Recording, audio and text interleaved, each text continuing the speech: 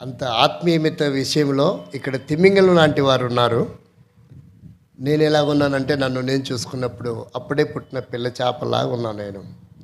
అంటే పిల్ల చేప తిమింగలాలకి ఈత నేర్పడం వీలవుతుందా? అది మీ అందరి ఆత్మీయత. ప్రభు ఇచ్చిన అనుకూలతని బట్టి మాత్రమే ఇక్కడ నిలబడి ఉన్నాను, అంతే తప్ప వేరేం లేదు. దేవుని వాక్యాన్ని ధ్యానించే ఈ సమయంలో నేను త్వరగానే ముగిస్తాను. ఇప్పటికీ చాలా కాలము మనము చేసుకున్నాం. ఇంకా వచ్చేవారు ఉన్నారేమో. కొద్ది నిమిషాలు మనం సకాలంలో ఈ కార్యక్రమాన్ని ముగించుకుంటాం. మత్తయి సువార్త అనే ఈ పుస్తకము చాలా ఆశ్చర్యాన్ని కలిగించే పుస్తకం. బైబిల్లో మత్తయి సువార్త అనగానే చాలామందికి ఆశ్చర్యం కలగాలి. ఎందుకంటే జగద్రక్షకుడైన యేసుక్రీస్తును ఈ విశ్వ ప్రపంచానికి పరిచయం చేసినటువంటి మొదటి క్రొత్త నిబంధన గ్రంథమే మత్తయి సువార్త. మత్తయి సువార్త యేసుక్రీస్తుని రాజుగా, రక్షకుడిగా మనకు పరిచయము చేస్తూ ఉంది. చాలామంది అభిప్రాయం ఏంటంటే, ముఖ్యంగా మన భారతీయుల అభిప్రాయము, భారతదేశము నిష్ఠా గరిష్టలు కలిగినటువంటి దేశం మంచిది. రెండవది భక్తి వైరాగ్యములతో కూడినటువంటి దేశం, అది కూడా మంచిది. కానీ సత్యం ఏంటి అంటే, అసలు విమోచకుడు, జగత్రక్షకుడు తెలియకుండగానే భక్తి వైరాగ్యము కలిగినటువంటి దేశంలో మనం కూడా ఒకరిగా జన్మించాం. నిజంగా ఈ దేశం వాసులుగా ఉండడం విశేషమే. మనం ప్రపంచ దేశములన్నింటిలో భారతదేశం చాలా విశిష్టమైనటువంటి దేశముగా పరిగణించబడుతూ ఉంది. దాదాపుగా నాగరికతలో అతి పురాతనమైనటువంటి నాగరికతనే సింధు నాగరికత. విద్యార్థులందరికీ విదితమే. వాస్తవికంగా భారతదేశాన్ని భారతదేశం అని పిలిచేవారు కారు. సింధు నది పరివాహక ప్రాంతముగా ఉంది గనక దీన్ని సింధు నాగరికత అని పిలవడం ప్రారంభించారు. వాస్తవికంగా మన దేశానికి ఉన్న పేరు ఏంటంటే జంబూ ద్వీపం. ఆ తర్వాత సౌత్ ఇండియాలో విలువలేనటువంటిదిగా పరిగణించబడుతూ వచ్చింది. కాబట్టి మనం గమనిస్తే భారతదేశంలో ఉన్నటువంటి భాష ఏదైతే ఉందో ప్రామాణికం అనేది సంస్కృత భాష. నేటికి ఆ భాషకు లిపి లేదు. ద గ్రేట్ అలెగ్జాండరు పరిపాలించినప్పుడు క్రీస్తు పూర్వము 322-23 కాలంలో శాసనాలలో పరిశీలన చేస్తే అప్పుడు కూడా సంస్కృత భాష అనేది లేదు. కానీ వేల సంవత్సరాల చరిత్ర కలిగింది అనుకుంటున్నప్పుడు సంస్కృత భాష ఎందుకు లేదు అనేది ఒక ప్రశ్న. ఆధ్యాత్మికమైన చింత కలిగిన వారికి మాత్రమే తెలుస్తాయి. మిగతా వారికి గుంపులో డ్యాష్, నలుగురితో డ్యాష్ అనుకుని జీవించే వారికి ఈ విషయాలు తెలియదు.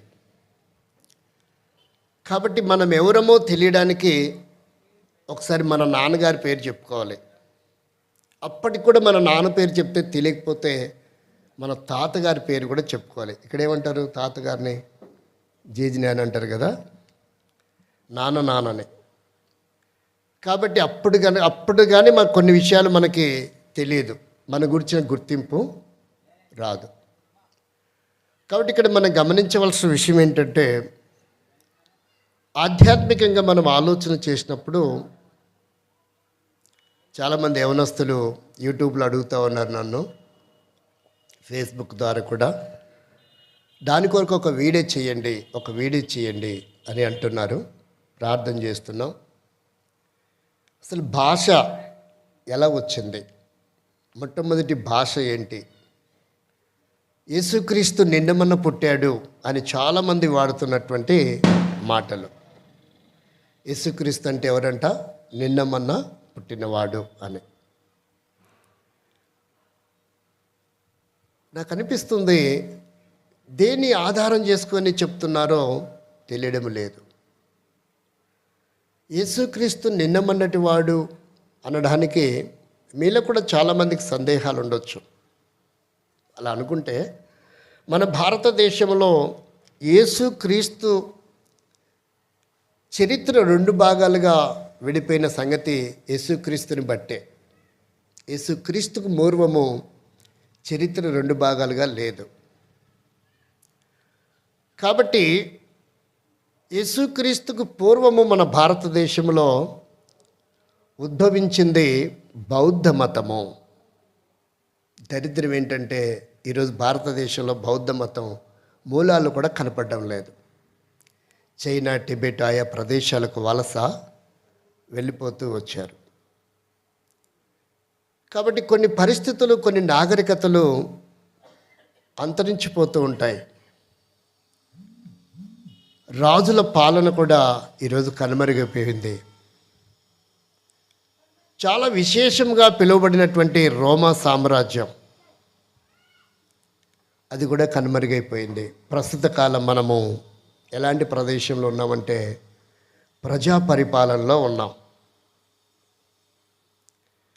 కాబట్టి ఇక్కడ మనం గమనించవలసిన విషయం ఏంటంటే మన భారతదేశంలో గొప్ప గొప్ప నాయకులుగా పిలువబడుతున్న వారందరూ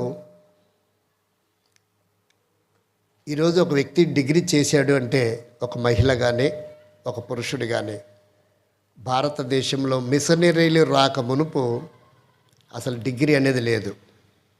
మీరు ఆలోచించండి. ఏ రాజకీయ నాయకుడైనా డిగ్రీ చదివాడు అంటే అది మిషనరీలు ఈ దేశానికి వచ్చిన తర్వాతనే. ఉన్నతమైన విద్య అభ్యసించటానికి సంస్కృత భాష వలన ఈరోజు ఏ ఉద్యోగం చేయడం లేదు. ఒక వ్యక్తి డాక్టర్ అవ్వడం లేదు, ఇంజనీర్ అవ్వడం లేదు, టీచర్ కూడా అవ్వడం లేదు. ఒకసారి ఆలోచించండి. ప్రతి వ్యక్తి ఆంగ్లమైన చదవాలి, మ్యాథ్స్ అయినా చదవాలి, సైన్స్ అయినా చదవాలి. ఇవన్నీ భారతదేశానికి తెలియదు ఒకప్పుడు. కాబట్టి చాలామంది మన దేశంలో పండితులు ఉన్నారు. పండితులను కనుక మనం ప్రక్కన పెడితే వేద పాండిత్యము కలిగినటువంటి కళాశాలలు జర్మనీలో వందల సంఖ్యలో ఉన్నాయి. మన దేశంలో అంతగా లేవు. కాబట్టి కొంచెం ఆలోచన చేయాల్సిన విషయం ఉంది. మనం అటు వెళ్ళాం, అటు వెళ్తే ఇటు రాలేం కనుక మన భాగం దగ్గరికి మనం వద్దాం. సత్యవేద గ్రంథం బైబిల్లో నాకు తెలిసి మనకందరికి అంటారేమో వేదం అనగానే 4 అని. నేనేమంటున్నానంటే వేదములు 5. తెలియబడని వేదమే సత్యవేద గ్రంథం. తెలిసిన వేదాలు 4 అనుకుంటుంటే తెలియబడకుండా మరుగు చేయబడినటువంటి వేదమే సత్యవేదము. ఒకవేళ దైవజనుడు భక్సింగ్ గారు కనుక రక్షింపబడకపోయి ఉంటే ఈరోజు కూడా బైబిల్ గ్రంథం ఏమైండేది? కనుమరుగయ్యే ఉండేది. అందరి చేతికి వచ్చి ఉండేది కాదు. కాబట్టి ఇక్కడ మనం గమనించవలసిన విషయం ఏంటంటే అందుకనే సత్యవేదము అని మనము పాట కూడా పాడుకుంటాం బైబిల్ పల్లవిలో. ఒక ఆయన పాడుకున్నాడు, చదవటానికి చక్కని గ్రంథం ఏదైనా ఉంది అంటే అది సత్యవేదమేనంట. ఈనాడు భారతదేశంలో గురు పౌర్ణమి మనం జరుపుకుంటున్నాం. అది ఒక పంతులు గారి పుట్టినరోజు.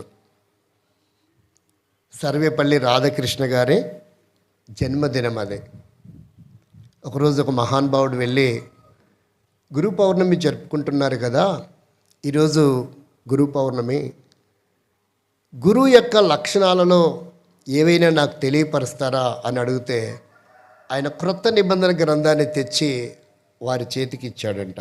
ఏంటిది ఇది ఇచ్చావు అంటే అసలు ఒరిజినల్ గురువు దీంట్లో ఉన్నాడు.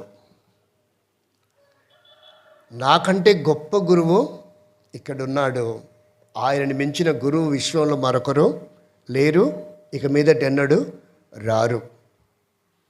అందుకని మత్తయి సువార్తలో 23వ అధ్యాయంలో గురువు అనే పదం కనపడుతుంది.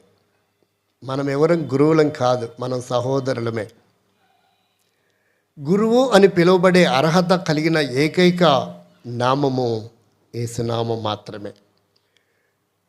కాబట్టి ఇక్కడ రాయబడినటువంటి మాట మత్తయి సువార్త అనగానే క్రీస్తు శకములో ఈ పుస్తకం రాయబడింది. ఈయన సుంకపు గుత్తదారుడు ఈ పుస్తకాన్ని రాశాడు. చాలామంది ఆ మాట నమ్మరేమో. ఆన్సర్ కూడా ఇక్కడే ఉంది. మత్తయి సువార్త 9వ అధ్యాయం 9వ వచనంలో చూస్తే, మత్తయి అనే ఒక వ్యక్తి సుంకపు మెట్టు యొద్ద కూర్చుండి ఉన్నాడు, ఆయన యేసుక్రీస్తు పిలిచాడు. కాబట్టి సుంకపు గుత్తదారుడు అనగానే మనకు జక్కయ్య తప్ప మరెవరు గుర్తుకురారు.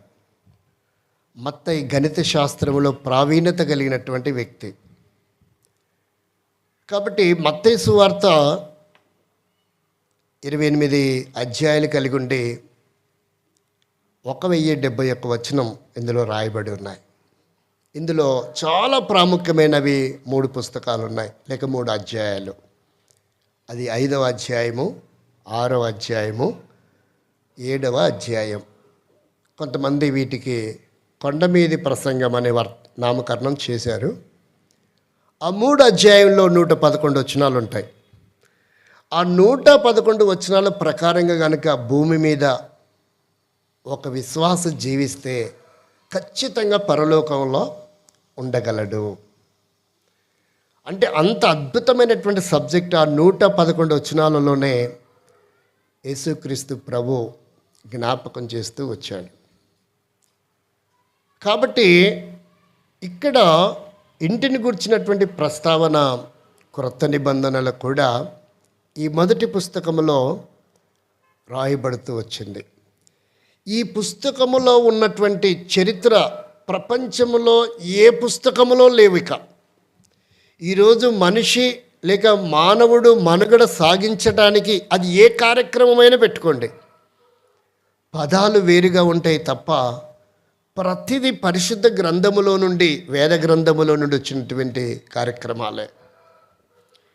వేద గ్రంథానికి తెలియని కార్యక్రమం అంటూ ఈరోజు మనుషులు ఏది చేయడం లేదు. ఒకరోజు నన్ను ఒక వ్యక్తి అడిగాడు, ఒక పండితుడు అడిగాడు. తను ఏమడిగాడంటే, మా చరిత్రలో దింపుడు కళ్ళానికి చాలా వాల్యూ ఉంది, మీకు తెలుసా అని అడిగాడు. నేను తనతో పంచుకోవాల్సిన సమయం ఏమొచ్చింది ఆ రోజు. అసలు దింపుడు కళ్ళము అనే భావము, ఆ పదజాలాలు ఏ గ్రంథంలోనూ ప్రామాణికంగా చూపిస్తారు మీరు అని అడిగితే అతని దగ్గర ఆన్సర్ లేదు. అప్పుడు నేను చెప్పాను, నీకు ఏ సందర్భం కావాలన్నా బైబిల్లో వెతికితే దొరుకుతుంది, ఇక ఏ గ్రంథంలో దొరకవండి. అన్ని అద్భుతమైనటువంటి పదాలు కొన్ని వేల సంవత్సరాల క్రితమే దేవుడు రాయించాడు. అలాగనుకుంటే ఇంకో సంగతి ఉందండి అన్నాడు. దానికి ఒక ఆన్సర్ చెప్పాను. మత్తయి సువార్త, లూకా సువార్తలో 7వ అధ్యాయం 12వ వచనంలో ఉంటుందండి, దింపుడు కళ్ళం కావాలంటే మీరు చదువుకోండి అన్నాను. నా దగ్గర ఉందండి బైబిల్, చదవమంటారా అన్నాడు. ఒకసారి మీరు కూడా చదవండి. మీకు కూడా తెలిసి ఉండొచ్చు, కాకపోతే ఊరికి అలా గుర్తు చేస్తున్నాం అంతే. మత్తయి సువార్త, లూకా సువార్త 7వ అధ్యాయం 12వ వచనం. ఆయన ఆ ఊరి గవిని వద్దకు వచ్చినప్పుడు చనిపోయిన ఒకడు వెలుపలికి మోసుకొని పోబడుచుండెను. అతని తల్లికి అతను ఒక్కడే కుమారుడు, ఆమె విధవరాలు. ఆ ఊరి జనులు అనేకులు ఆమెతో కూడా ఉండిరి. ప్రభు ఆమెను చూచి ఆమె యందు కనికరపడి ఏడవద్దని ఆమెతో చెప్పి దగ్గరకు వచ్చి పాడెను ముట్టగా మోయిచున్న వారు నిలిచిరి.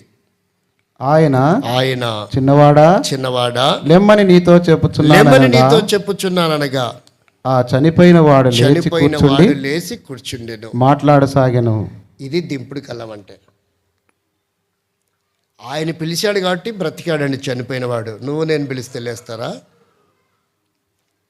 ఇలా ఎన్ని కావాలంటే అన్ని బైబిల్లోనే ఉన్నాయండి. కాకపోతే మనం ఆ కోణం చదవటం లేదు, చూడడం లేదు. పదాలు వేరు ఉన్నాయి తప్ప భావాలు మాత్రం బైబిల్లో ఉన్నట్టువే. ఇక్కడ మనం చూస్తే దేవుని వాక్యములో ఇంటి యొక్క నిర్మాణమును గురించి చాలా అద్భుతంగా చెప్తున్నటువంటి మాట. ఇర్మియా గ్రంథం 29వ అధ్యాయము 5వ వచనములో 2 భాగాలు చెప్పాడు. మొదటి భాగం చదవండి. ఇర్మియా గ్రంథం 29వ అధ్యాయము 5వ వచనం.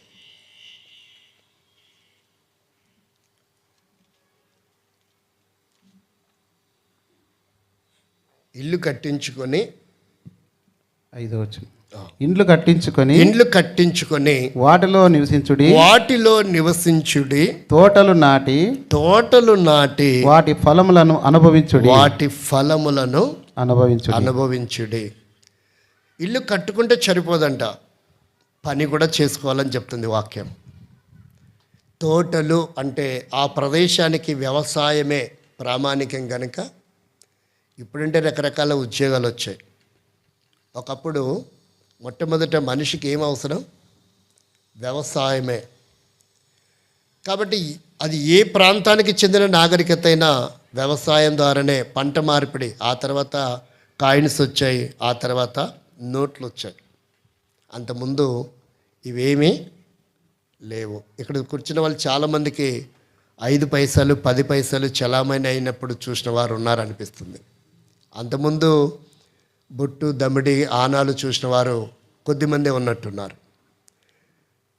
కాబట్టి ప్రియమైన స్నేహితులారా, మిత్రులారా, మనం గమనిస్తే అసలు ఇల్లు ఎందుకు కట్టించుకోవాలి?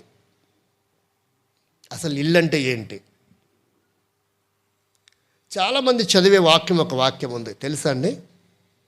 127వ కీర్తన 3వ వచనం. ఈ వాక్యాన్ని ఎక్కువగా చదువుతారు. అయితే అక్కడ రాయబడినటువంటి మాట వేరే భావంతో కూడి ఉంది. కానీ మనము ఆ భావాన్ని చూడకుండా అక్షరాలు మాత్రమే చదివేసుకుంటూ ఉన్నాం. ఒకసారి చదవండి ఏమని రాయబడిందో. యెహోవా ఇల్లు కట్టించని ఎడల దాని కట్టువారి ప్రయాస వ్యర్థమే. ఇది కొంతమంది శీర్షికగా కూడా తీసుకుంటారు. ఇంటి గృహప్రవేశానికి ఇదే అంశముగా కూడా తీసుకుంటారు. కానీ వాస్తవికంగా దేవుడు చెప్పుతున్న ఇల్లు అనే భావం వేరిక్కడ. క్రిందకు వస్తే ఏం పదం వాడాడు చూడండి. యెహోవా పట్టణమును కాపాడని ఎడల దాని కావలు కాయవారు మేలుకొని ఉండుట వ్యర్థమే.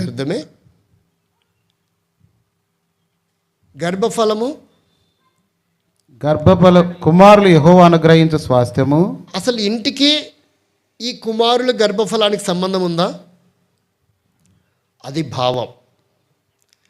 అంటే ఇల్లు కట్టించని ఎడల కట్టువాని ప్రయాస వ్యర్థము అంటే ఆయన కావలి కాయకుండగా పట్టణానికి కాపల కాయటం కూడా వ్యర్థమే. అంటే అర్థం ఏంటంటే గర్భఫలము గురించి మాట్లాడుతున్న భావం ఇది. అంటే ఏ వయసులోనైనా 2వ మాసం 3వ మాసంలో అయినా అపార్షన్ అవ్వచ్చు, ఆ పిండం పడిపోవచ్చు. అంటే దేవుడు ఒక సంతానం గురించి మాట్లాడుతున్న భావము ఈ కీర్తనలో ఉంది. ఇంటిని గురించి మాట్లాడడం లేదు. ఇంకా లోతుగా ఆలోచిస్తే మనం చదివాము ఎబ్రీ పత్రిక 3:6లో మనమే ఆయన ఇల్లు అని. పిచ్చుక కట్టుకున్న ఇంట్లో పిచ్చుక నివాసం చేస్తుంది. నేను 8 గదులు పెట్టి కట్టాను, 4 బెడ్రూమ్లు ఉన్నాయి అని పిచ్చుకని పిలిస్తే మన ఇంట్లో వచ్చి ఉంటుందా? ఏ జంతువు కట్టుకున్న ఇంట్లో అదే ఉంటుంది. అలాగే దేవుడు కట్టుకున్న ఇల్లు దేవుడు నివాసం చేయాలి. మనం కట్టుకున్న ఇంట్లో మనం నివాసం చేయాలి. అందుకని ఇక్కడ చెప్పాడు ఇర్మియా 29:5లో ఇల్లు కట్టించుకుని వాటిలో నివాసము చేయుడి. అంటే దేవుడు కట్టుకున్న ఇంట్లో దేవుడు ఉంటాడు. మరి దేవునికి నివాస స్థానం ఎక్కడా? ఒక సహోదరి పాట పాడింది, ఆమె పేరు శాంతకుమార్ అనుకుంటా. మీకు కూడా బహుశా తెలిసే, ఆమె సింగరు, ఆంధ్రాలో ఉంటుంది, బ్లైండ్ ఆమెనే పాటలు రాసుకుంటుంది, పాడుకుంటుంది. ఒక పాట పాడింది ఆమె, అందరికీ హృదయం ఉందంట, కానీ యేసును చేర్చుకునే హృదయం లేదంట. అంటే యేసు నివాసం చేసే ఇల్లేది మానవుడి హృదయమే. కానీ ఈనాడు మానవుడి హృదయము దేవునికి ఆలయంగా ఉండడం లేదు. అందుకనే ఒక మాట రాస్తాడు 1 కొరింథీ పత్రిక 3:17 ఎవడైతే దాన్ని పాడు చేస్తాడో దేవుడు వానిని పాడు చేయడం అంటే అర్థమైంది, భౌతికంగా కట్టుకున్న మందిరం గురించి కాదు అక్కడ రాయబడింది. ఎవడు తన జీవితాన్ని నాశనం చేసుకుంటాడో వాణ్ణి భ్రష్ట మనసుకి దేవుడు అప్పగిస్తాడని రోమ 1:28 రాయబడుతూ వచ్చింది. కాబట్టి రకరకాల ఇళ్ళు ఉన్నాయి. మనం వాటి గురించి ఇప్పుడు ధ్యానం చేయంగానే మన భావాన్ని గురించి మనం ధ్యానం చేస్తాం. ఇల్లు అనేది, నేను ఒకసారి ఒక ఇంటికి గృహప్రవేశానికి వెళ్ళాను నల్గొండ జిల్లాలో. ఆ గృహప్రవేశానికి ఖర్చు 35 లక్షల రూపాయలు ఖర్చు పెట్టాడు. వర్తమానం అయిపోయింది, ఇక గదిలోకి వెళ్ళి ప్రార్థన చేయాలి.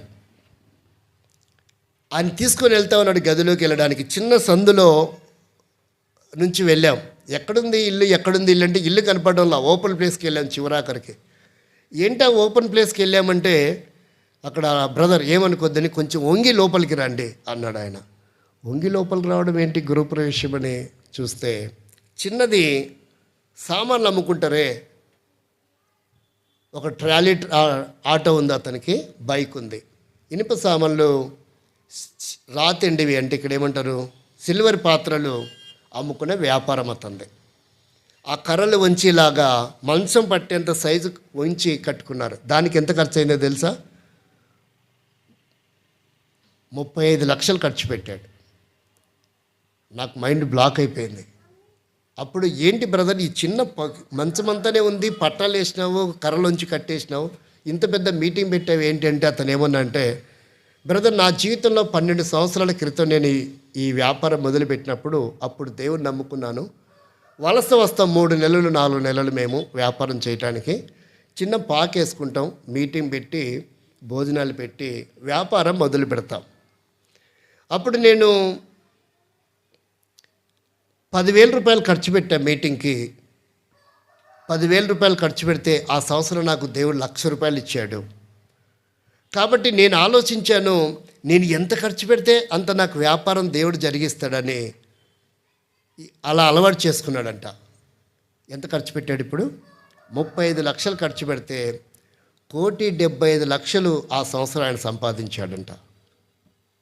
అలవాటు ఉంది మనకు. చాలా ఆశ్చర్యం వేసింది. వాళ్ళంట బుడగ జంగలి అంట. చూడండి ఎంత ఆశ్చర్యం వేసిందో, ఎంతటి ఆత్మీయతను చూడండి. ఎందుకని ఇంత డబ్బు ఖర్చు పెట్టామంటే రాజకీయ నాయకుల్ని వాళ్ళని వీళ్ళని పిలిపించాను బ్రదర్, మండలంలో ఉన్న వాళ్ళందరినీ పిలిచాం, అందుకే ఇంత ఖర్చు పెట్టాం. ఏంటంటే సువార్త 10 మందికి వినిపించాలా, నా కోరిక అదే.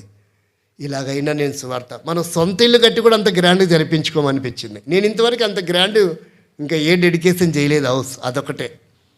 హౌస్ ఏం విచిత్రంగా ఉంది, డెడికేషన్ ఏమో చాలా గ్రాండ్గా జరిగింది. మొత్తానికి 1,275 మందికి ఆ మీటింగ్ ద్వారా తీర్మానం చేసుకున్నారు. 430 మందికి తీర్మానం చేసుకున్న వారికి నేనే బాప్తిసం ఇచ్చాను. ఇంకంతకంటే ఏమైనా ఉందంటారా ఆయనకు ధన్యత? కాబట్టి ప్రియమైన స్నేహితులారా, మిత్రులారా, మనం చేసే ప్రతి పని ఎవరికి మహిమ రావాలా? ప్రభుకు మహిమ రావాలా. ఒక్క ఆత్మైనా రక్షింపబడాలా, అది ముఖ్యమైనటువంటి విషయం. అందుకే ఇక్కడ అంటున్నాడు, ఏ రాయి అంటది? తీసివేయబడిన రాయి ఎలా అయింది? మూలకు తలరాయి. కాబట్టి మనం ఏమంటారు, ఇక్కడ ఏమంటారు ఈ ఊర్లో? మూలరాయి అంటారా? మూలరాయి అంటారు కదా ఈ ఏరియాలో. మూలకు తలరాయి అంటే కొంచెం విచిత్రంగా ఉంది. అది బైబిల్ పదం, మనం కొన్ని అర్థం చేసుకుందాం. మన భాషలో ఏంటంటే వాడుక పదంలో మూలరాయి అని పిలుస్తారు. అంటే ఒక వ్యక్తి పనికిమాలిన వ్యక్తి అని మనం రిజెక్ట్ చేస్తాం కదా, అతన్నే దేవుడు ప్రామాణికమైన వ్యక్తిగా చేస్తాడు అనే భావాన్ని తెలియపరచడానికి ఈ మాట ఇక్కడ రాయించాడు. కాబట్టి కుటుంబంలో ఎవరిని కూడా మనము నిర్లక్ష్య పెట్టకూడదు. అలాగే సంఘములో ఎవరు కూడా వ్యర్థమైన వారు కారు. ఆ విషయం పేతురు మనకు జ్ఞాపకం చేస్తాడు. అపోస్తల కార్యం 10వ అధ్యాయంలో ఏ మనుషుడునో నిషేధింపదగిన వాడు కాదు. అందుకే మన సహవాస నాయకుడు కూడా చెప్పిన మాటలు ఏంటంటే, అందరూ ఎలాంటి వారంట? విలువైన వారు, ఇంకా అందరూ ప్రాముఖ్యమైన వారు, ఒక్కరు కూడా పనికిమాలిన వారు ఉండరు. ఎందుకంటే వారిలో అవయవాలు లోపమున్నా, చదువునా లేకపోయినా, పేదవాళ్ళైనా ధనవంతులైనా, నిరుద్యోగస్తులైనా, కష్టపడి పనిచేసుకునే వారైనా, ఉన్నతమైన ఉద్యోగం చేసేవారైనా, వారి దేహంలో ఆత్మ ఉంది. అందుకని విలువైన వారు. ఆత్మ అంటేనే దేవుడు కాబట్టి రూపాన్ని కాదు మనం చూడాల్సింది, ఆ వ్యక్తిలో ఉన్న ఆత్మని. ఒకరు ఆరాధించవచ్చు, ఆరాధించకపోవచ్చు, పాడవచ్చు, పాడకపోవచ్చు, విశ్వాసిగా బలంగా ఎదగొచ్చు, ఎదగకపోవచ్చు. అంత మాత్రాన మనం ఎప్పుడు కూడా ఒక వ్యక్తిని తూలనాడాల్సిన ఆవశ్యకత లేదు. కాబట్టి ఇక్కడ మనం గమనించవలసిన విషయం ఏంటంటే, ఇల్లు అనేది ఇంటికి కనీసం ఒక 5-6 వస్తువులు కావాలి. రాళ్ళు, ఇసుక, సిమెంటు. ఆంధ్రలో అయితే ఇటుకలు, ఇక్కడైతే బండరాళ్ళు ఎక్కువ వాడతారు అనుకుంటా. రాళ్ళు, ఇటుకలు, సిమెంటు, ఐరను, ఇసుక, కంకర కదా, అవి చేయడానికి మనుషులు కావాలి. ఎంతమంది కష్టపడాలంటే, ఒక ఇల్లు కడితే ఎంతమంది జీవనోపాధి చేస్తారో చూడండి. ఆ మట్టి తీసేవాళ్ళు ఒక టీం ఉంటారు, వారు బ్రతుకుతారు. రెండవది సెంట్రింగ్ పని చేసే వాళ్ళు బ్రతుకుతారు. మూడవది తాపి పని అంటే ఇక్కడ ఏమంటారు,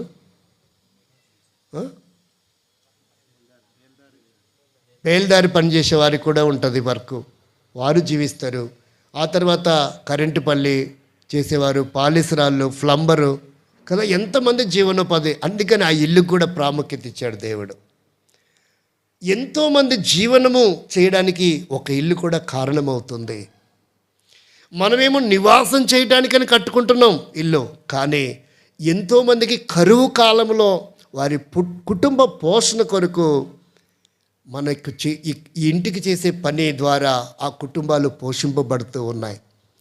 చివరికి అన్ని పనులు అయిపోయిన తర్వాత పెయింటింగ్ పని వారికి కూడా జీవనోపాధి కలుగుతూ ఉంటుంది. అందుకనే ఇల్లు కట్టడం కూడా అంత ప్రాముఖ్యమైందే. ఇది కూడా ఒక కార్యమే. 2 కార్యాలు ఇంట్లో. మరి పేతురు గారి సహోదరు వాళ్ళ ఇంట్లో 2 కార్యాలు. ఒక 25-30 ఏళ్ళు వెనక్కి వెళ్తే ఏం వాడేవాళ్ళు? ఇల్లు కట్టి చూడు, పెళ్లి చేసి చూడు, సామెత వాడతారు కదా. అంటే ఈ 2 చాలా కష్టంతో కూడిన విషయాలు. కానీ దేవుడు వీళ్ళకి 2 కార్యాలు చేయడానికి అనుమతి ఇచ్చినట్టున్నాడు. కానీ ఇది ఆశ్చర్యకరమైన విషయమే. ప్రియమైనటువంటి స్నేహితులారా, ఇంటి విషయంలో చాలామందికి సమస్యలు ఉంటుంది. ఒకవేళ ఏదైనా ప్రతికూలత జరిగితే ఒక సిద్ధాంతిని పిలుస్తారు. పిలిచినప్పుడు వారు ఏం చెప్తారో. విజయవాడలో ఒక అతను 1,50,00,000 కట్టి ఇల్లు కట్టాడు, చాలా అప్పులు చేశాడు. ఎందుకంటే అతనికి కొంచెం ఈగో అడ్డం వచ్చింది. వాళ్ళ ఫ్రెండ్స్ మంచి ఇల్లు కట్టారు, వాళ్ళందరికంటే ఎక్కువ ఇల్లు కట్టాలా, ఖరీదు పెట్టారని కట్టాడు. ఆ గృహప్రవేశమైన తర్వాత బాబు, పిల్లలంటే పరిగెత్తుతారు, మెట్లు జారి కింద పడ్డాడు, దెబ్బలు తగిలినాయి. ఒక 15-20 రోజులు ఉన్నాడు. ఆ తర్వాత ఆ చిన్నబాబు చనిపోయినాడు.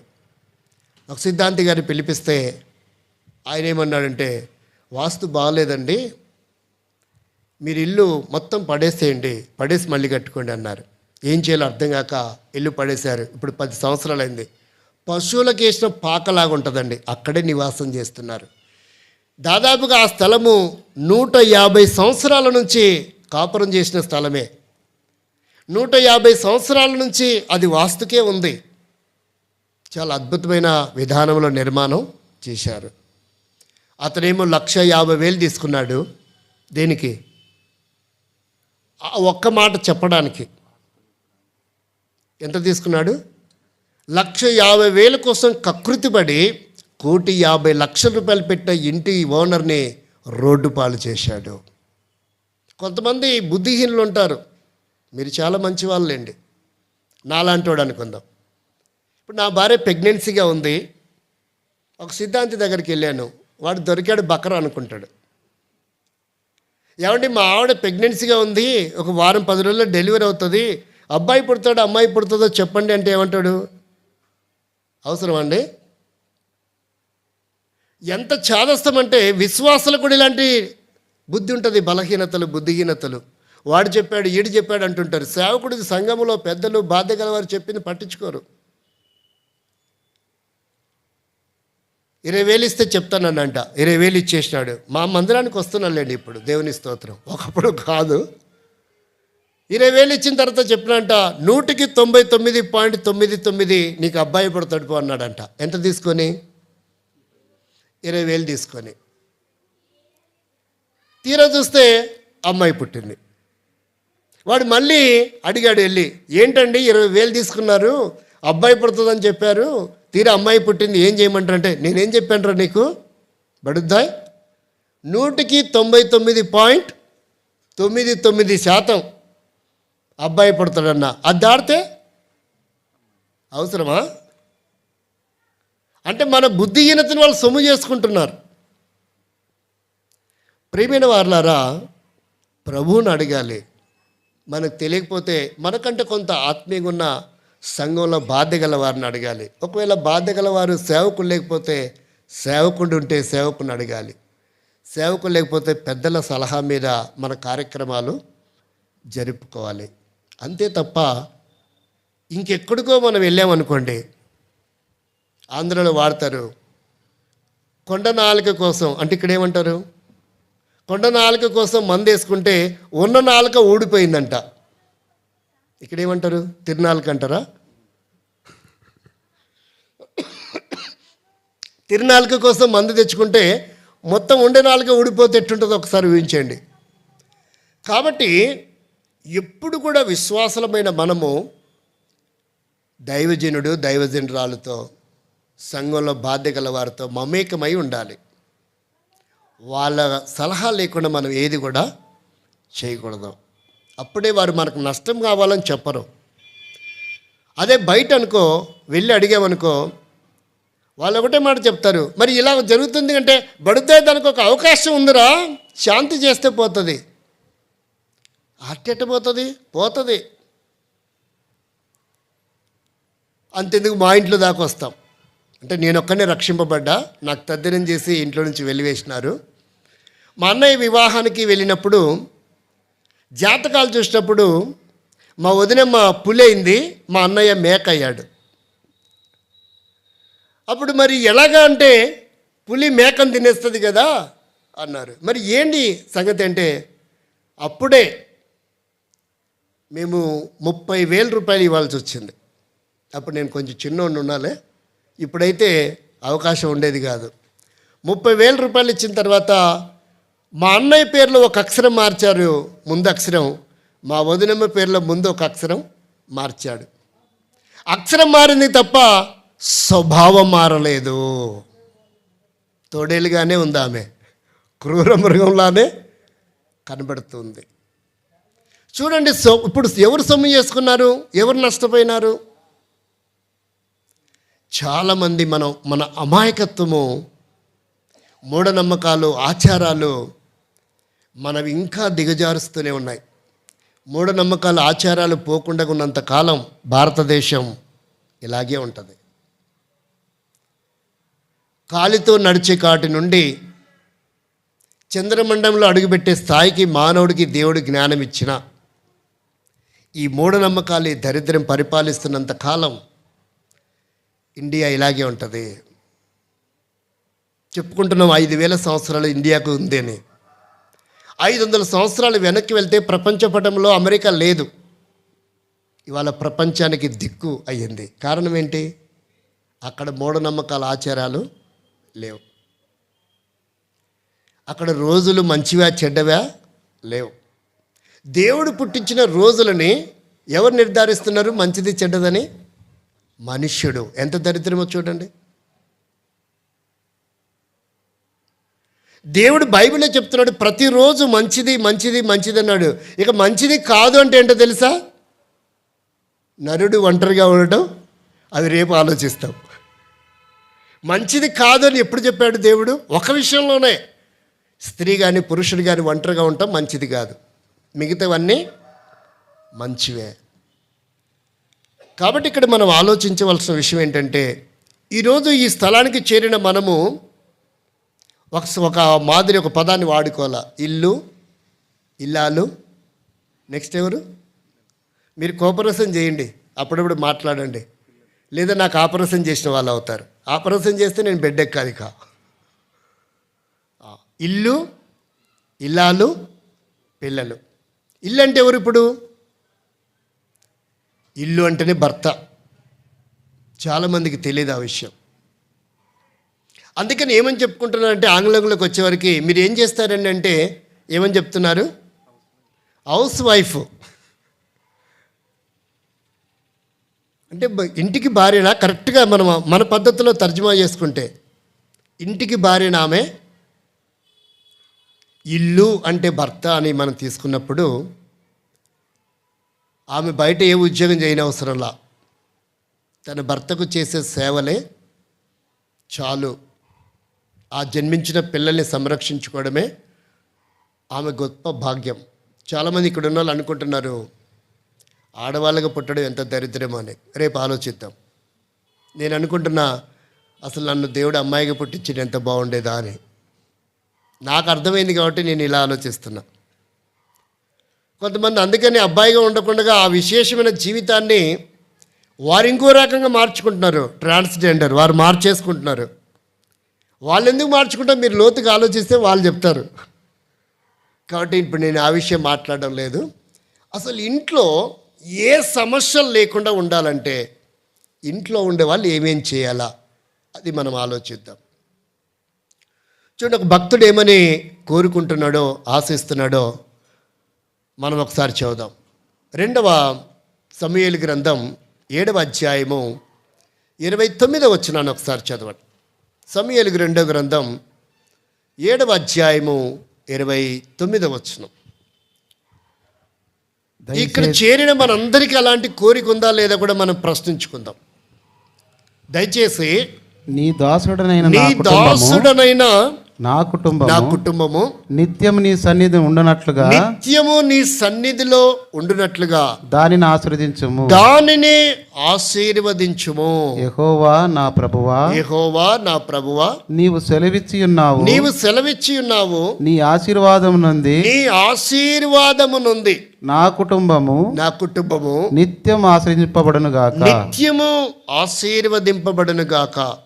ఇలాంటి ఆలోచన ఇక్కడ చేరిన ప్రతి వ్యక్తికి ఉంటుందా ఉండదా?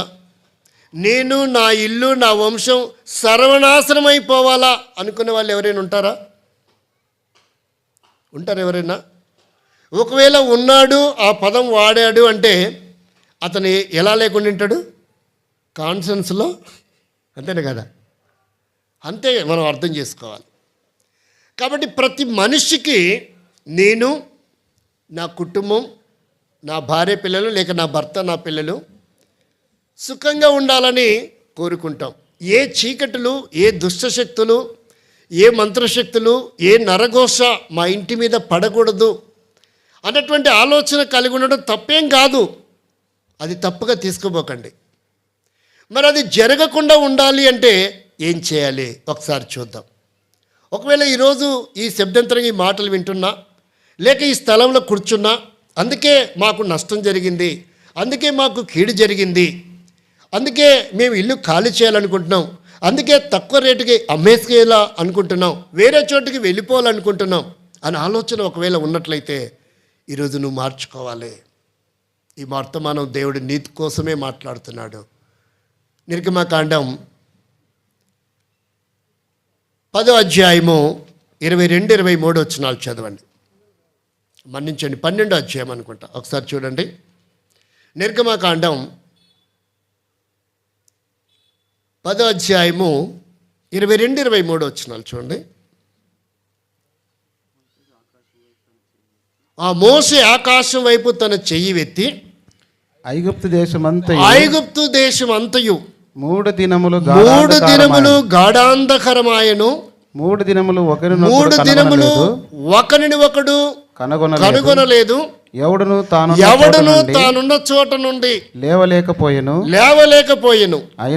అయినను ఇశ్రాయేలీయులందరికీ వారి నివాసములో వెలుగుండెను. Praise the lord. ఇక్కడ ఆలోచించండి. కొన్ని డినామినేషన్ల వారు విశ్వాసంలో వేరుపారినటువంటి ముత్యము లాంటి దిగ్గజము లాంటి వారి కుటుంబాలను దర్శించినప్పుడు మీ ఇంట్లో కీడు శంకిస్తుందండి, చీకటి కనపడుతుందండి అని చెప్తూ ఉంటారు. నిజంగా కనపడితే దేవుని స్తోత్రం.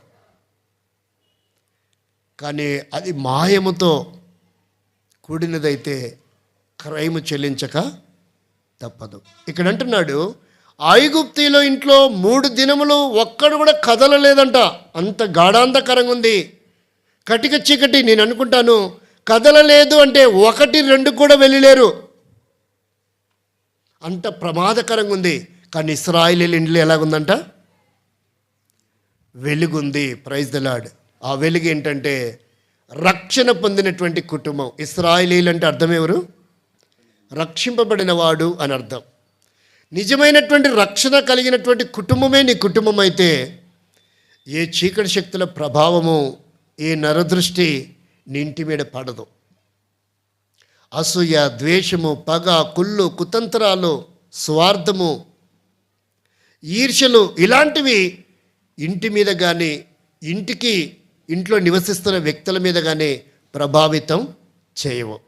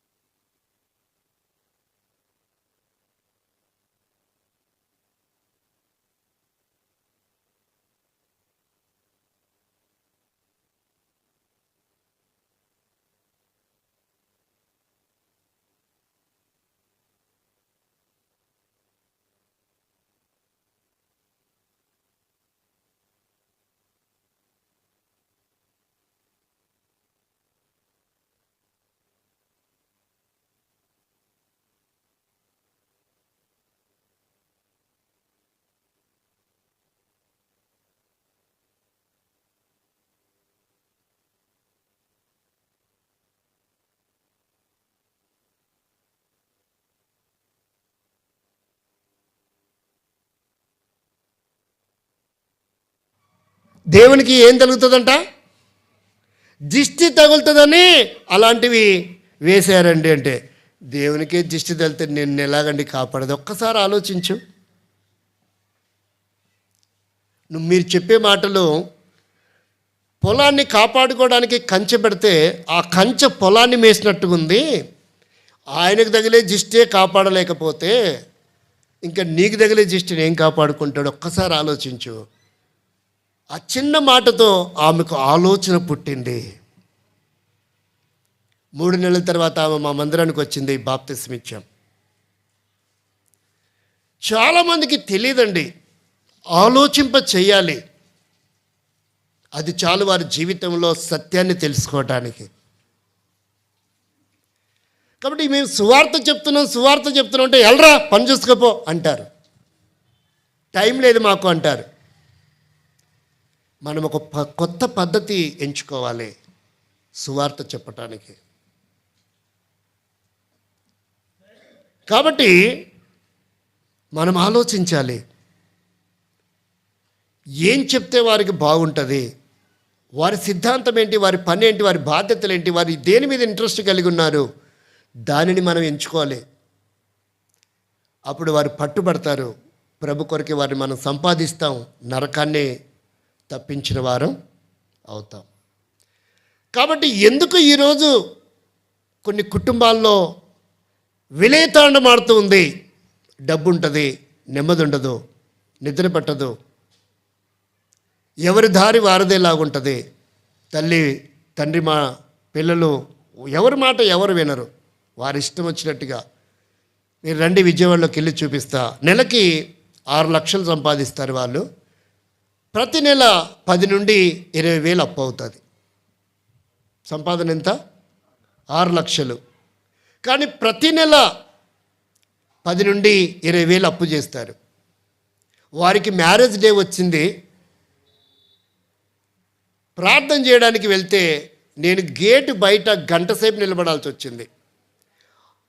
ఎవరి గదిలో వారు వంట ఇంట్లో చేయరు, పార్సిల్ తెప్పించుకోవడం, తినేయటం, ప్యాకెట్లు కింద మంచం కిందకి వేసేయటమే ఆ కవర్లన్నీ. అవన్నీ శుభ్రపరచడానికి గంట టైం పట్టింది. అక్క 25వ మ్యారేజ్ డేకి ప్రార్థన చేయడానికి వెళ్ళాం. బిజీ షెడ్యూల్, ఎవరి బెడ్రూమ్ వారిదే, వారి బెడ్రూమ్లో వారు ఉంటారు, వారిద్దరు అబ్బాయిల బెడ్రూమ్లో 2 అబ్బాయిలు ఉంటారు. 6 లక్షలు సొమ్ము వస్తుంది,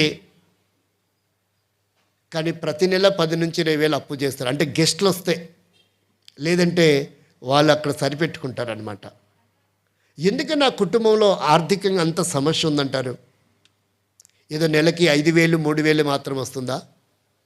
ఒకవేళ 5,000 3,000 రూపాయల సంపాదన ఉంటే అప్పు అవ్వడం కామనే కదండి అనుకోవచ్చు. 6 లక్షలు వస్తుంది నెలకి. ఎందుకు కలిసి రావడం లేదు ఆ కుటుంబంలో? ప్రార్థన ఏది? వాక్యం ఏది? ఆరాధనకి వెళ్ళరు. ప్రార్థన చేయడానికి వెళ్తే, మమ్మీ నేను ప్రాజెక్ట్ వర్క్ బిజీగా ఉన్నా, నా టార్గెట్ చేసుకుంటున్నా, నేను ప్రార్థన రాలేను. ప్రార్థన ఎంతసేపు చేస్తాం? విజిటింగ్కి వెళ్తే మా అంటే ఒక 5 నిమిషాలు, ఒక 2-3 మాటలు చెప్తే ఒక పావు గంట పట్టుద్ది అనుకోండి. ప్రేమైన వారులారా, ఆ కుటుంబం ఎంత భయంకరమైన వేదన. ఇంకా ఎలా సుఖపడగలరు? ఎలా సంతోషంగా ఉండగలరు? ఎలా కలిసి వస్తుంది? కాబట్టి దారిద్ర్యము విలేతాండమాడుతూ ఉంటుంది కొన్ని కుటుంబాలలో. అందుకనే దైవజనుడు భక్సింగ్ గారు ఒక నమూనా మన ముందుంచాడు, అది కుటుంబ ప్రార్థన. కాబట్టి అది చాలా ప్రాముఖ్యమైన విషయం. ఈరోజు చాలా ఇళ్ళలో బిజీ షెడ్యూల్ కారణం చేత కొంతమంది బ్రదర్స్ అంటున్నారు, నేను వచ్చేటప్పుడే బండి మీద ప్రయాణం చేసుకుంటూ వాక్యం చదువుకుంటూ ప్రార్థన చేసుకుంటూ వచ్చా, నా ప్రార్థన అయిపోయింది. వారికున్న షెడ్యూల్ అలాంటిది, ఏం చేస్తాం? ఉద్యోగ బాధ్యతలు కాదనడం లేదు. చివరికి పరిస్థితులు ఎలాగ మారిపోయినంటే, వేరే డినామినేషన్ లాగా మన డినామినేషన్లో కూడా క్యాలెండర్లో ఎలాగ వాక్యం ఉంటుందిగా, ఈ పూటకు అలా నిలబడి చదివేసుకుంటే పోలా. కాదండి, ఒక క్రమం ఉంది, ఒక పద్ధతి ఉంది, ఒక నమూనా. పరలోకంలో ఉండాల్సిన నమూనా దైవజనుడు భక్సింగ్ గారి ద్వారా భూమి మీదకి చేరవేస్తూ వచ్చారు. అది మనకు చేరువలోకి వచ్చింది. దాన్ని మనం అవలంబిస్తే ఎంత బాగుంటుందో. కాబట్టి మొట్టమొదటిది, కుటుంబంలో ఒకరికి రక్షణ ఉంటే ఒకరి రక్షణ కాదు. కుటుంబం అంతటికి ఏముండాలా? రక్షణ ఉండాలా. చూడండి, ఇల్లు కట్టుకుంటే సరిపోదు, ఆ ఇంట్లో ఉండే వ్యక్తులు ఎలా ఉండాలా? ఇంటి కోసం పెట్టుకో మనము సింహద్వారం, కిటికీలు, ఫ్యాన్లు, లైట్లు. ఇంట్లో నివసించే వారి కోసం పెట్టుకుంటాం అవన్నీ, ఇంటికి అవసరం లేదు. కాబట్టి ఇంట్లో నివసించాలంటే, క్షేమంగా ఉండాలా, సుఖంగా ఉండాలా, ఆశీర్వదించబడాలంటే మన ఇల్లు ఎలా ఉండాలనేది కొన్ని మాటలు ఊరికి అలా చూద్దాం రండి. మొదటిది, నేను 3-4 రెఫరెన్స్ చెప్పి ముగిస్తాను. మొదటిది, మన సమయం అయింది, ముగిస్తాను. మొదటిది, అపొస్తల కార్యం 16వ అధ్యాయము 15వ వచనాన్ని చదవండి. మొదటిది ఎలా ఉండాలి? ఊరికలా మనం చదువుకొని ముగించుకుంటాం. ఆమెయు ఆమె ఇంటి వారును బాప్తీసం పొందినప్పుడు ఆమె ఇంటి వారును బాప్తిస్మము పొందినప్పుడు, అంటే ఇంటి వారందరూ ఏం చేయాలని అర్థమవుతుంది. ఈమె తుయైతైర పట్టణస్థురాలు. ఆమె ఎక్కడో ఊదారంగు పడి వ్యాపారం చేసుకుని జీవనం చేసేది. మొట్టమొదట భక్తి వైరాగ్యం అనేది ఈ దినాల్లో, ముఖ్యంగా భారతదేశంలో గృహిణితో ప్రారంభమవుతుంది. అది గృహస్థుడి వరకు రావాలి. కొంతమందికి గృహస్థుడితో ప్రారంభమవుతుంది, అది గృహిణి దాకా కొంతమందికి వెళ్ళదు. తండ్రి రక్షింపబడి ఉంటాడు, భక్తిపరుడై ఉంటాడు, భార్యకు ఆ విషయం తెలియదు, ఏదో ఊరికి వెళ్తూ వస్తూ ఉంటుంది అంతే. అలాగే తల్లి రక్షింపబడి ఉంటుంది, భార్య. భర్త సరే మీ వరకు వెళ్ళండి, నా సంగతి ఎందుకు అనే భర్తలు కొంతమంది. ఒకవేళ తల్లిదండ్రులు రక్షింపబడి ఉంటే పిల్లలకి అసలు ఎప్పుడు కనబడరు మందిరంలో. వాళ్ళు ప్రాధేయపడుతూ బ్రతిమలాడుతుంటారు. చివరికి బైబిల్ తీసుకొని మందిరము గేటు దాకా వస్తాడు, అప్పుడే పిచ్చి ఫోన్ కాల్ వస్తుంది, అంతే ఆడు వెనక్కి వెళ్ళిపోతాడు. అమ్మయ్య ఇంకేమైంది, మందిరం గేటు వరకు వచ్చాడు అనుకుంటుంది ఆమె. నా భర్త వచ్చాడు, నా కుమారుడు వచ్చాడు, నా కూతురు వచ్చిందని ఆ ఫోన్ కాల్ మరలా వెనక్కి లాక్కొని వెళ్ళిపోతుంది. ప్రియమైన సోదరి సోదరా, ఇలాంటి జీవితంలో మనం ఉన్నప్పుడు మన కుటుంబము ఆశీర్వాదకరంగా ఉండదు. ఆలోచించండి, ఇస్లామీలో చూస్తే భక్తి ఎక్కువ ఎవరిలో కనపడుతుంది? పురుషులు ఎక్కువ కనపడతారు. కానీ మందిరంకి వచ్చేవరకే ఎవరు కనపడరు? పురుషులు కనపడరు. నేను ఒక ఊరికి వెళ్ళాను మీటింగ్కి, నాకు తెలీదు, అది బైబిల్ స్టడీ. ఆ రోజు నేను ఆహ్వానించబడ్డాను, ఈరోజు మీటింగ్ ఉంది బ్రదర్ రండి అన్నారు. ఒకవైపు ఖాళీగా ఉంది, ఇద్దరే పిల్లలు కూర్చున్నారు, ఒకడు కంజర వాంచేవాడు, ఒకడు తప్పల కొట్టేవాడు, అంతే. కంజర ప్లే చేయడానికి ఒక బాబు ఉన్నాడు, వాడి 10 ఏళ్ళు 19 ఏళ్ళు ఉంటాయి. తప్పల ప్లే చేసేవాడికి 12 సంవత్సరాలంట. ఆ ఇద్దరు ఉన్నారు. నేను అనుకున్న సిస్టర్స్ మీటింగ్కి నన్ను ఎందుకు పిలిచారని. ఇది సిస్టర్స్ మీటింగ్ కాదు బ్రదర్, ఇది brothers meeting, Bible study. Bible స్టడీకి మరి ఓన్లీ సిస్టర్స్ వచ్చారేంటి? ఏం చేస్తాం బ్రదర్, పిలిచి అలసిపోతున్నాం. ఆయన జాబ్ చేస్తాడు, ఆయన వచ్చేవరకే 8:30 అయింది. ఆ సహోదరుడు, ఆయనకున్న షెడ్యూల్ కూడా అది. ఫోన్ చేసింది, ఆహ్వానించింది అతనే, ఎల్డర్ అక్కడ సేవకుడు లేడు. ఆయన ఉద్యోగ బాధ్యతలు బట్టి ఆ టైంకి రావాల్సిన పరిస్థితి ఏర్పడింది. కాబట్టి నేను అడిగాను, మీకు ఎంతమందికి వివాహం అయిందంటే ఒక ఆంట్లేసి, ఏంటి బాబు ఒక అమ్మాయిని సెలెక్ట్ చేసుకుని వివాహం చేసుకుంటావా ఏంటి మా మందిరం అమ్మాయిని అంటుంది. అమ్మ నేను అడిగి దానికోసం కాదు, మీ భర్తలు ఎడి పంపించారు, వారిని ఎందుకు ఆహ్వానించలేదు? ఆశ్చర్యంతో కూడింది. అందుకనే వాళ్ళేం బ్రదర్ అని సావాసం, మనం డ్యాస్ అన్నట్టుంది. ప్రియులారా, మనం గమనించవలసిన విషయం ఏంటంటే కుటుంబ సమేతంగా దేవుని సన్నిధిలో గడపాలి. అప్పుడే మన ఇల్లు ఆశీర్వాదకరంగా ఉంటుంది, ఇతరులకు మాదిరికరంగా కూడా ఉంటుంది. అప్పుడు ప్రతి సందర్భంలో వారండి భార్య భర్తలంటే, కుటుంబం అంటే వారదండి కుటుంబం, భక్తి అంటే వారండి అలా ప్రశంసింపబడుతూ ఉంటారు. కాబట్టి ఆమెయు ఆమె ఇంటి వారందరూ ఏం పొందారంట అంటే బాప్తీసం పొందినటువంటి ఇల్లు, రక్షింపబడినటువంటి ఇల్లుగా మన ఇల్లు ఉండాలి. మొదటిది. రెండోది చూడండి, మార్క్స్ వార్త 12:12. రెండోది చదవండి, ఊరికే చదువుకొని ముగించుకుంటాం. మార్క్స్ వార్త 12:12. తమను గూర్చి ఆ ఉపమానం చెప్పినని వారు గ్రహించి ఆయనను పట్టుకొనుటకు సమయం చూచుండిరి గాని జన సమూహమునకు భయపడి. మార్కు 12 అధ్యాయము అదే 12 చదవండి. తమను గూర్చి ఆ ఉపమానం చెప్పినని వారు గ్రహించి ఆయన పట్టుకొనుటకు సమయం. ఒక నిమిషం మన్నించండి. అపోస్తల కార్యం 12:12. అపోస్తల కార్యం 12:12.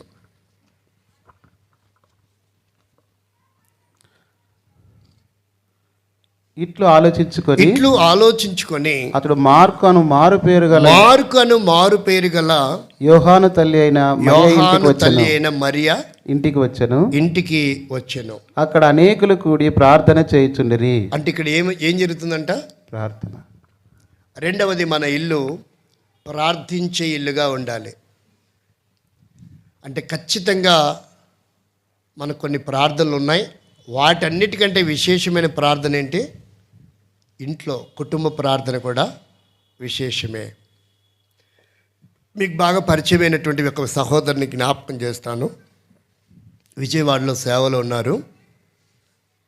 ఇమానుయేల్ జయరాజ్ గారు. ఇన్ని పాటలు మీరు ఎలా నేర్చుకున్నారని ఒక సందర్భం సేవకుడు ఇమానుయేల్ గారిని అడిగినప్పుడు, మా ఇంట్లో కుటుంబ ప్రార్థన జరిగేది, ఖచ్చితంగా 3 పాటలు నాన్నగారు పాడిచ్చేవాడు. అందుకనే పాటలన్నీ నేర్చుకోవడానికి ఒక అవకాశం వచ్చింది. ఇవన్నీ కూడా ఎక్కడ నేర్చుకున్నాడంట ఆయన? కుటుంబ ప్రార్థన. కాబట్టి కుటుంబ ప్రార్థన అంటే అదేదో నిర్లక్ష్యం కాదు. ప్రార్థన ఏదైనా ప్రార్థనే.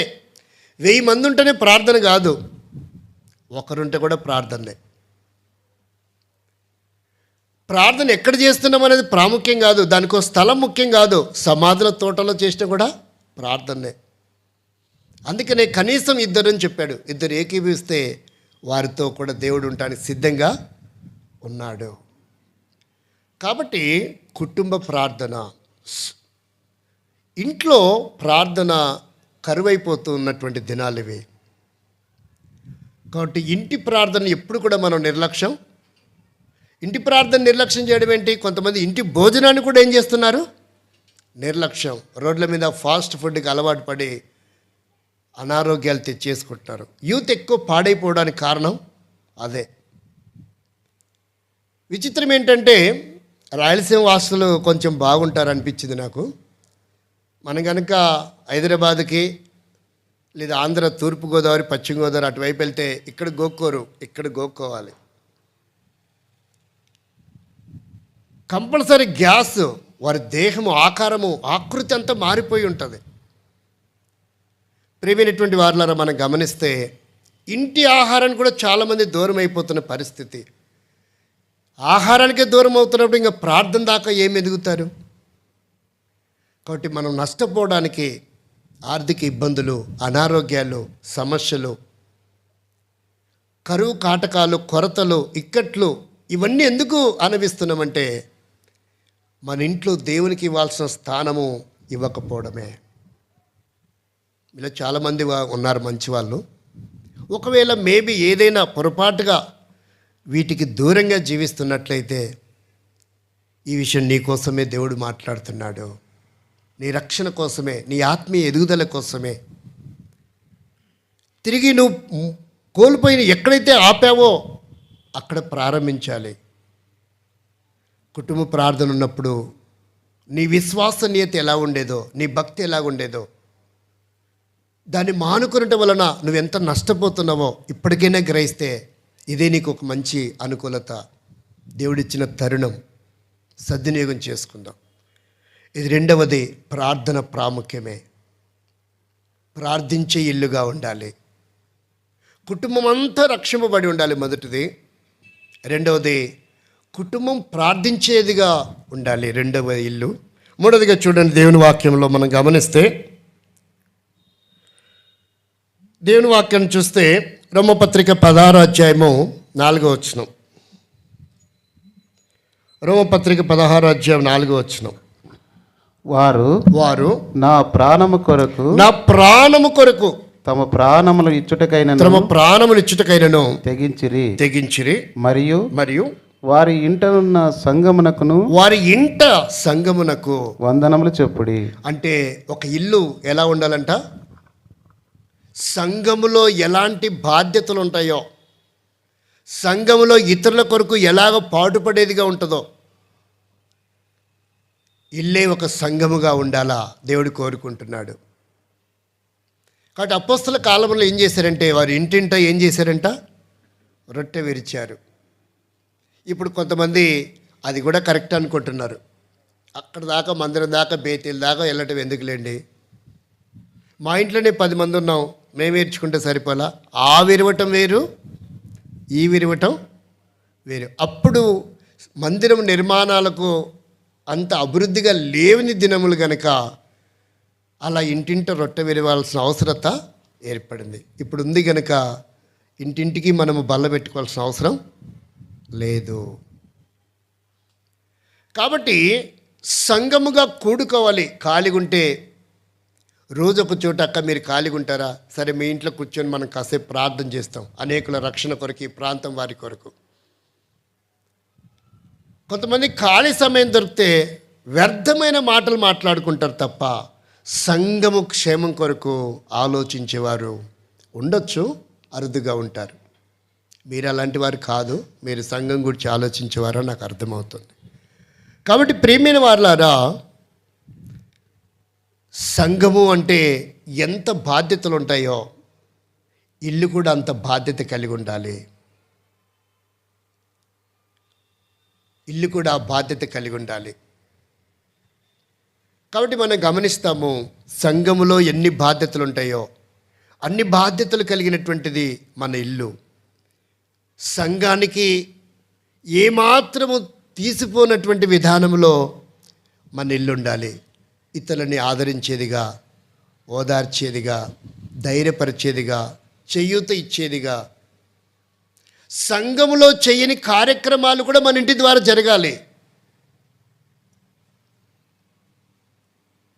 కొంతమంది ఇలా అంటారు, సంఘం నాకేం చేసింది, సంఘం నాకేం చేసింది, సంఘం నాకేం చేసిందని. సంఘానికి ఏమైనా ఎకరాలు ఉంటాయా? మనుషులకు ఉంటాయా? ఉండవా? సంఘం నాకేం చేసింది కాదు, అసలు సంఘానికి నేనేం చేశాను. దేవుని స్తోత్రం. అలాంటి ఆలోచన ఉంటే సంఘం నాకేం చేసింది అనుకుంటాం, చాలా పొరపాటు అండి. దేవుడు నాకేం చేశాడంటే అసలు నువ్వు బ్రతికుండటమే దేవుడు నీకు చేసిన గొప్ప మేలు. ఇంక దాంతో సమానమైంది మరొకటి లేదు. అందుకే దేవుడు నీకు సంతానం ఇవ్వడమే గొప్ప మేలు. మహాధనవంతుడైన అబ్రాహాము అన్నాడు, దేవుడు నాకు ఎంత ఇస్తే ఉపయోగం ఏంటి? సంతానమే నీకు మహాభాగ్యం. నువ్వు శరీరధారిగా ఉండడమే గొప్ప ఆశీర్వాదం. ఇవి దేవుడు చేసేటి కాదంటారా?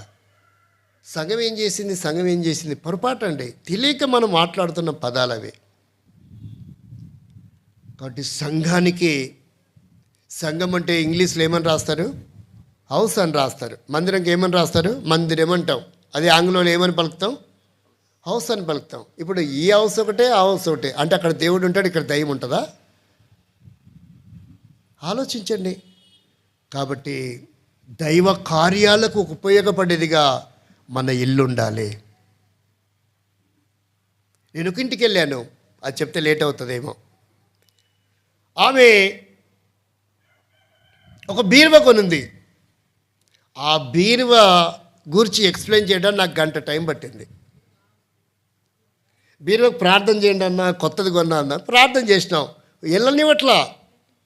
బీరువా తెరిచి ఇక్కడ మా వారి బట్టలు పెడతా అన్నీ చెప్పి నేను అయిపోయింది కదా, వెళ్ళిపోతుంది. మీరు ఆగండి బదర్, కంగారు ఎందుకు మీకు, మందిరం ఎవడన్నా ఎత్తుకుపోతారో ఆగు అంది. సరే ఆగితే, ఈ బీరువా ఇది తెలుసా, ఇక్కడ ఖరీదైన వస్తువులు పెడతాం, అది తీసింది. సరే అది అయిపోయింది, మళ్ళీ ఆగండి, లోపల కనపట్ల, చెయ్యి మాత్రం లోపలికి వెళ్ళింది. ఇక్కడ విలువైన వస్తువులు దాస్తాం. అమ్మయ్య, ఇంకా అయిపోయిందా సిస్టర్, ఇంకేమన్నా ఉందంటే, ఆగండి బదర్, మీరు భలేవారే, టీయో కాఫీ తాగి వెళ్దరు, వెళ్ళనివ్వట్లా. అంటే బీరువా గురించి ఎంత గ్రాండ్గా చెప్పిందో కదా. ఆమె స్వభావం అది, ఆమెలో ఉన్న ప్రేమతత్వం. అంటే ఆమె మంచి ఇల్లు కట్టుకోలేకపోయింది, చిన్న పూరి పాకనే బీరువా కొనడమే ఆమె ఘనత. అందుకని ఆ మనస్సును అర్థం చేసుకొని, పసిపిల్లల స్వభావం ఉంది ఈమెకు, చూపించాలని ఎంత తపనుందో, అదే మంచి ఇల్లు ఇస్తే ఎంత బాగుండేది అనిపించింది. ప్రార్థన చేశాం, దేవుని స్తోత్రం. ఒక మంచి ఇల్లు, జగన్ గారి కారణం చేత చక్కటి ఇల్లు ఆమె కట్టుకోగలిగింది. ఇక బీరువాకే గంట పట్టిందంటే ఇల్లుకి ఎంత పట్టిందో మీరు ఊహించుకోవచ్చు. కాబట్టి దేవుని స్తోత్రం. అలాగే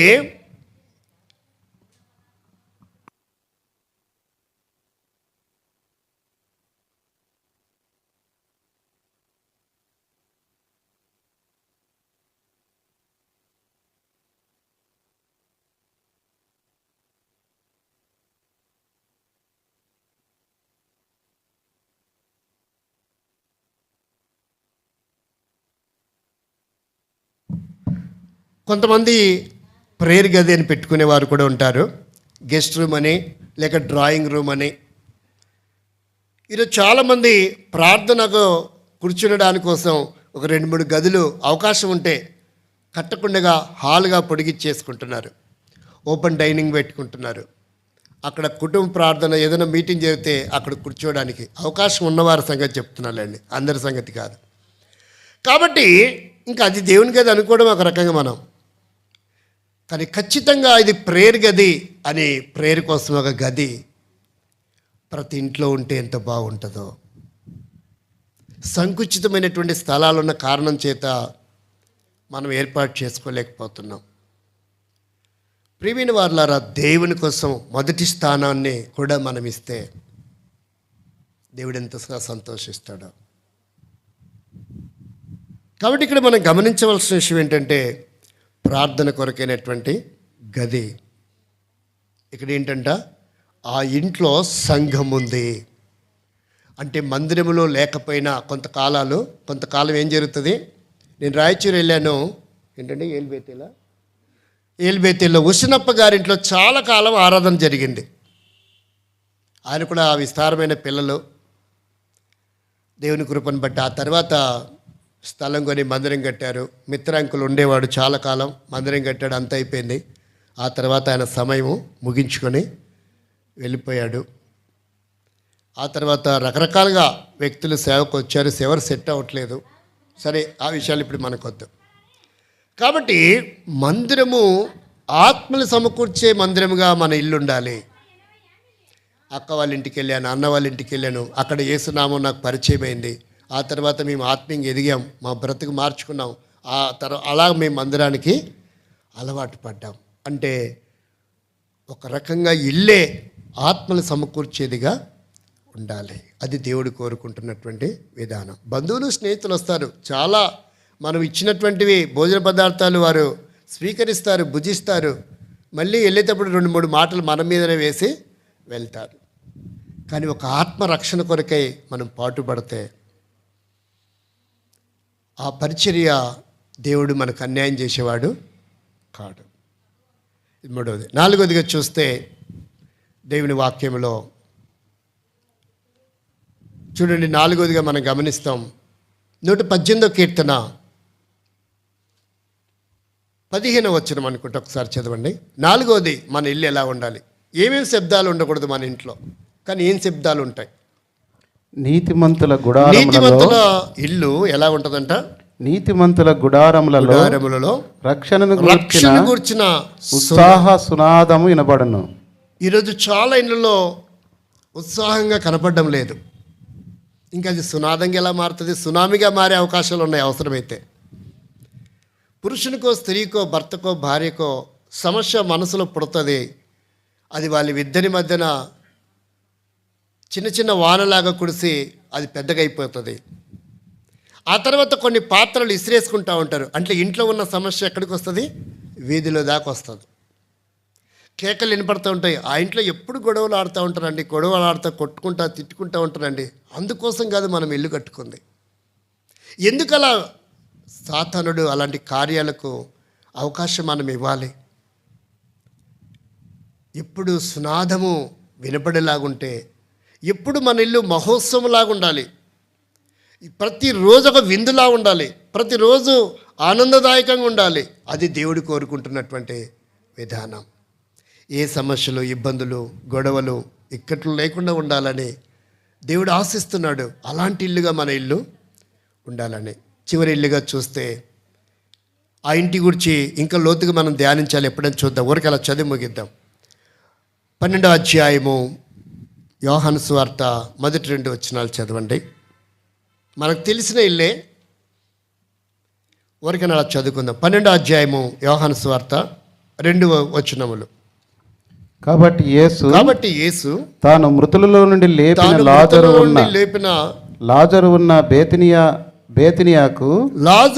బేతనియాకు పస్కా పండుగకు 6 దినముల ముందుగా వచ్చెను. అక్కడ వారు ఆయనకు విందు చేసిరి, మాతో ఉపచారం చేసెను. కాబట్టి ఇది బేతనియా ఇల్లు. 5వ ఇల్లు ఏంటి?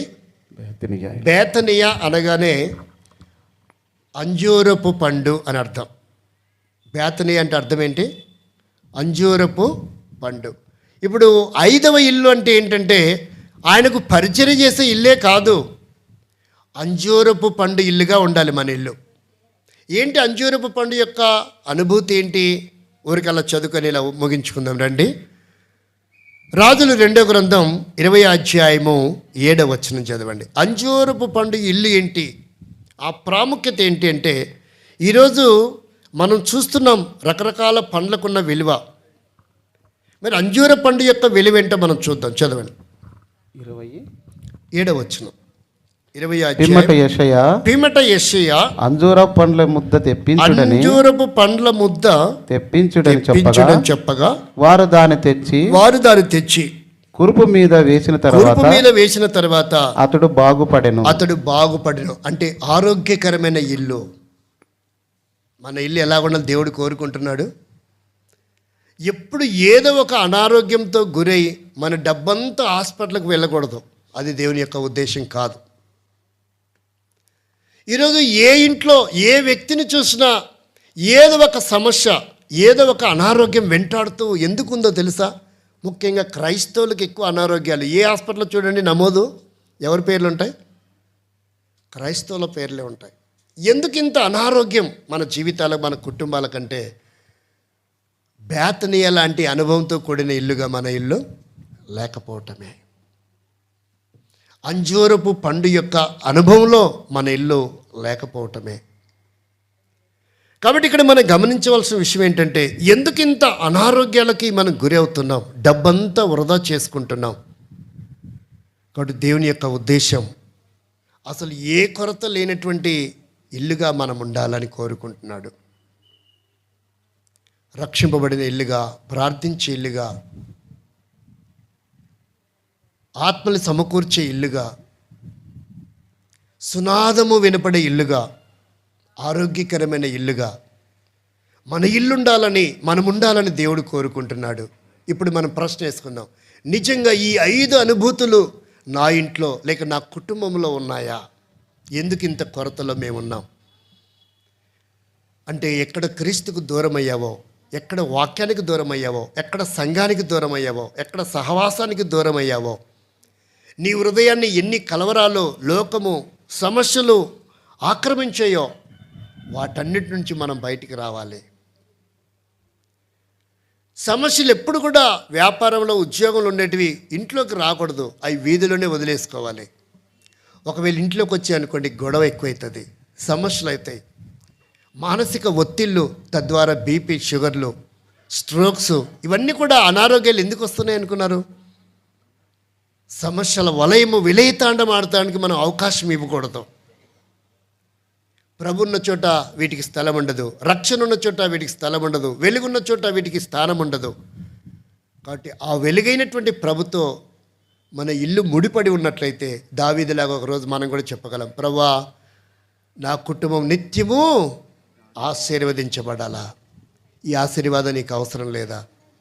ఇటువంటి ఆశీర్వాదకరమైన ఇల్లుగా నీ ఇల్లు ఉండాలని కోరుకున్నట్లయితే ఇదే అనుకూల సమయము, ఇదే రక్షణ దినం. ఇంకా ఒకవేళ నేను దేవునికి దూరంగా ఉన్నట్లయితే, ఆయన నీ జీవితంలోనికి, నీ ఇంట్లోకి ఆహ్వానించగలిగినట్లయితే సమస్యలన్నీ పోతాయి, చీకటి ఇక్కట్లన్నీ పోతాయి, అనారోగ్యాలు పోతాయి, అప్పులు, ఆర్థిక సమస్యలు పోతాయి. అప్పుడు నీ కుటుంబం ఆశీర్వాదకరంగా ఉండబోతుంది.